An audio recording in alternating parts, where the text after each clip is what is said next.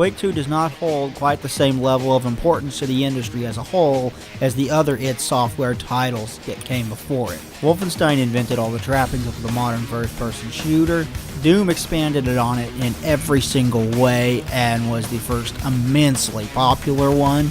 Quake brought everything into full 3D with everything being built out of polygons. Quake 2 was the first id Software game to support OpenGL straight out of the box. It was also either the first game or one of the very first games to have colored lighting. It had the Marine you play as fiddling with the gun as you played the game, especially if you were idle. It was kind of the beginning of enemy AI in that enemies would do more than just charge at you and shoot. They would duck. While all of these innovations are certainly important to the history of the genre, none of them are quite as groundbreaking as what something like the original Quake brought to the table, where it made multiplayer the thing that it is today, all by itself. Instead, what Quake 2 opted to do is present a finely tuned first-person shooter experience, and it does this quite well. Although there are aspects of it that have not aged particularly well, the level design surely has. Quake 2 is not one for story. You get a cutscene at the beginning of the game, you get a cutscene at the end of the game, and that's all the story you're given apart from mission objectives that you have to complete, which you are given in little tiny scenes in between the different levels. In Quake 2, you play as a space marine sent to the planet Strogg. You are on a ship and you get launched from the escape pod down to the planet's surface. While most of the other Marines were wiped out, you managed to get clipped on the way down to the planet's surface by a fellow Marine in his escape pod. It causes you to lose control of your own pod and crash land way off course. This keeps you out of the blast zone of the big gun, and you wind up surviving down to the planet's surface, where you live to fight another day. And the enemies in this game are called the Strogg, and they are a race of biomechanical beings who take over other races and incorporate them into their own. So you will fight a wide variety of enemy types in this game as a direct result of that, and they're all biomechanical creatures with the exception of one that feels out of place. This game really does an excellent job of presenting you with a wide variety of enemies to fight as you fight through the planet Strogg, and it keeps things fresh by throwing new enemies at you right up towards the end of the game. Every enemy feels distinct, and you have to use different methods of taking them all out. When they attack you in groups, and they frequently will, you have to think on your feet and be quick with your movements. Quake 2 is not an easy game to beat, and you have to be fast and you have to think quickly in order to get through it. You have to know your weapons, and you have to use them wisely. Speaking of the weapons, they are another very strong point of this game. The weapons in this game are fucking awesome. You get one of the best double-barrel shotguns you've ever heard, and it has a boom that sounds like the hammer of the gods. This thing sounds like you're really tearing into something when you fire it. It's awesome. And you have the Hyper Blaster, which is an energy weapon that fires lasers very, very, very quickly. You have a mid-level machine gun and a heavy chain gun. You have a basic laser weapon that you're really only going to use at the beginning of the game before you get the initial shotgun. And you probably aren't going to use the shotgun much once you get to the double barrel because it's so much better. In fact, the double barrel is so awesome that there is an entire secret level of this game just dedicated to finding it. The railgun is one of the cooler weapons in this game. It requires decent aiming to be able to use accurately, and it has a slow rate of fire. But it's so powerful that you probably won't care when you're using it, and it looks badass when you fire it.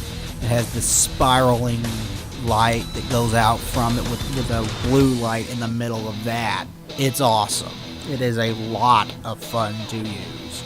The BFG returns in this game in a new form called the BFG 10K. And just to up the ante, this thing has recoil on it. Every single time you fire it, it makes your vision go straight up for a second or two before you go back down and recenter. You have a charging handle on it that you have to pull when you fire it, and it has exhaust ports. This thing is glorious. You will love it. And it looks even more impressive than the BFG did in the original Doom. The enemy AI in this game has aged poorly. Many of them will just charge at you or just stand and fire at you. They duck, but it looks silly nowadays because they don't move when they duck. They just stand and then duck down, try to duck under your fire, and all you have to do is adjust your aim and keep firing at them. It looks silly by today's standards, but it was a big deal back then. The enemies in this game are not smart, but they are numerous, and that will keep you on your toes. They do present a really cool art design as everything looks biomechanical, and everything looks like a combination of living tissue and all kinds of robotics. You got like robot legs and human bodies and guns attached to the arms of the human bodies and all kinds of crazy stuff in this game. It's very cool and very unique and gives the Strogg their own look that makes them look and feel unified and badass without them all looking the same. You recognize a Strogg when you see it. Graphically, what can I say? This game has not aged well at all. What you're looking at is not a true representation of what the original game looked like because I played it with a source port that adds quite a few new features that really spice up the original game. The original game did not use the full res textures that this one does. It came with higher res textures and it did not use them to save space. It used a lower res version of them. This version fixes that problem so you get prettier textures in the original. It also improves the game in a number of other ways, such as lighting and water effects. They look much better in this game than they did in the original Quake 2. But this cannot fix the very old looking models. These are low poly by today's standards. When it came out, it was the best looking game on the market. Nowadays, everything looks angular and very low poly count. Don't let this deter you from playing the game though, because the gameplay itself and the level design are still both fantastic. This game features a different structure than the games that came before it in that you have mission objectives now that you have to complete as you run throughout the Strogg planet. You will run from one place to another and back and forth and do some backtracking that makes sense within the context of the mission that you're working on. It never feels incredibly tedious to backtrack. It's always very quick, but it does mean that you will occasionally stroll through parts of the level that are just dead because you've already killed everything there is to kill in it. While this game does not do away with key cards of previous games entirely, it adds another layer of depth to the game by including objectives, as I mentioned before. This is a nice feature and it really helps the game overall feel less repetitive because the environments can at times feel a little bit repetitive. They are all very similar to one another in that they are all these gray steel walls and doors and everything like that, minus a few minor exceptions such as the palace at the end of the game. The sound deserves special mention as well. Quake 2's soundtrack is legendary. This soundtrack is badass, it is heavy, it is hard rocking, and it really gets you pumped up to go shoot things in the face.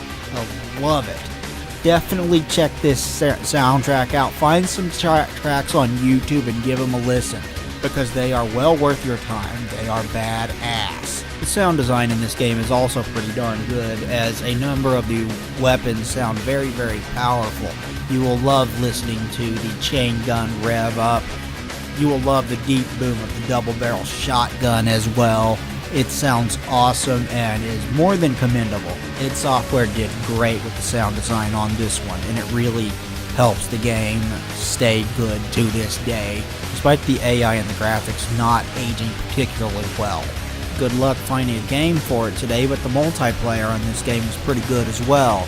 It presented with, I believe, 16-player matches and a number of game modes. It was fairly standard for the time, which means it's well behind the times today because multiplayer has advanced a lot since then. But the weapons were a lot of fun to use, and that made the multiplayer a lot of fun to play. You have a variety of options to play Quake 2. There is a port to the PlayStation, which kind of does not look very good at all.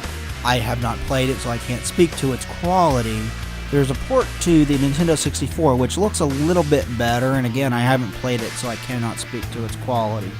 There's a port to the Xbox 360, which visually looks even better than the PC version because they used the full-res textures in it, and they did things like 16x anti-scopic filtering and stuff like that to it to really make it look much better, or not much better, but better than the original.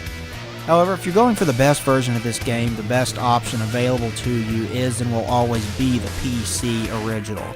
Although I would recommend using a source port with this game. I used KM Quake 2 for this Let's Play, and I think it's a very good one. If you like what you see here, this is what it presents you with. Although there are a variety of mods to add to the different source ports, such as high-res texture packs that make the environments look a lot better. Thanks to the various improvements that it made to the first-person shooter formula, as well as the enemy variety, the weapons being a lot fun to fire, and the excellent level design, Quake 2 remains an excellent game to this day, and it does have my absolute highest recommendation. I definitely would suggest you pick this one up and play it. It's a classic for a damn good reason.